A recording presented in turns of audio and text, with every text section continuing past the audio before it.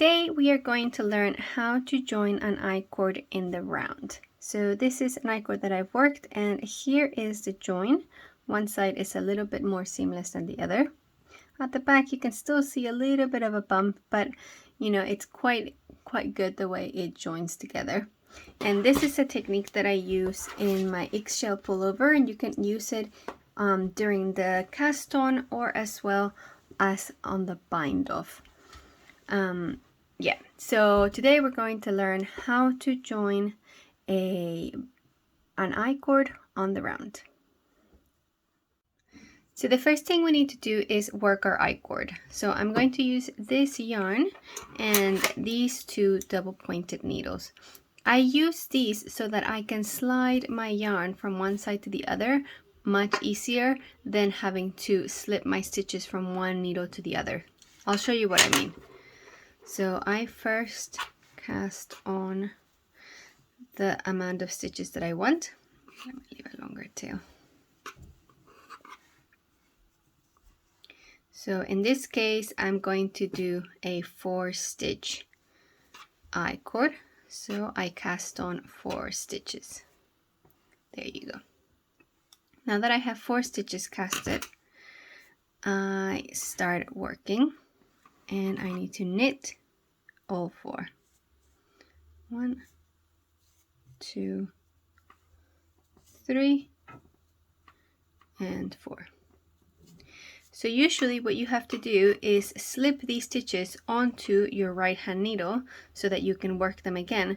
But with the double pointed needle, it's very easy to simply slip your stitches to the other side and then change needles, and you don't have to slip any stitches. So then we're going to knit again those 4 stitches. That's how you make an icord.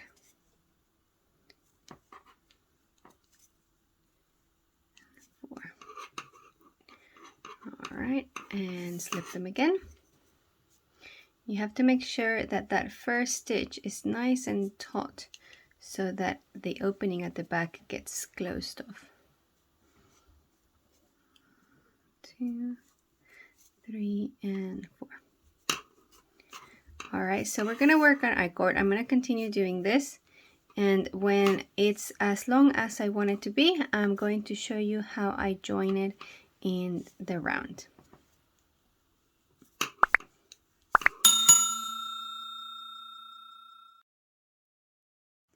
All right, so here is my icord. I've finished it, and now I'm going to cut my tail, and I'm going to put it into a needle, to a tapestry needle.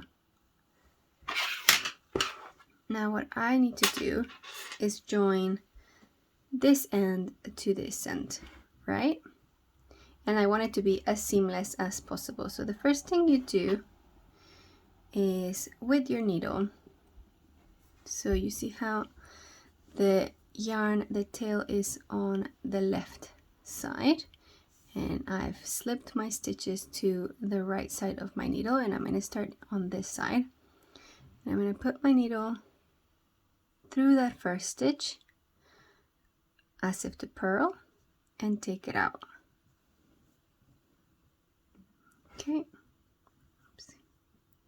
And then I'm going to try to find the other end of my icord, and I'm going to find that first stitch, making sure it's not twisted. So it's this guy, and you can still see that V right there.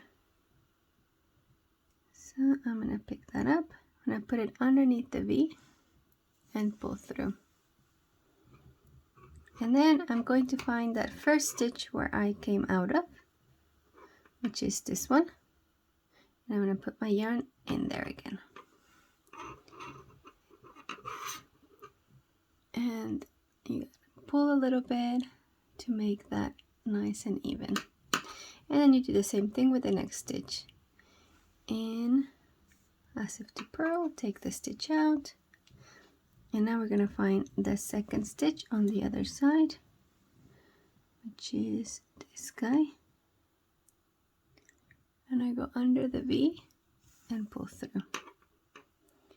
And then I come back here and find that stitch where my yarn came out of and put my yarn inside again. And do the same thing with the other stitch. And then find the next stitch over here. This guy. Pull through.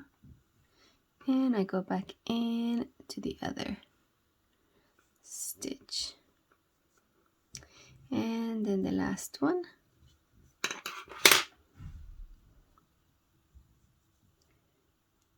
And now I need to find the last stitch on this side, which is over here. Pull through. And then insert my needle in that last one. And that's it. Now this one's a little bit loose because I didn't tighten it enough at the beginning. So you do need to make sure that it's tight enough. But you can play with it and make sure that those stitches are nice and even. And that's how you join your I-cord in the round, and it's quite seamless and beautiful.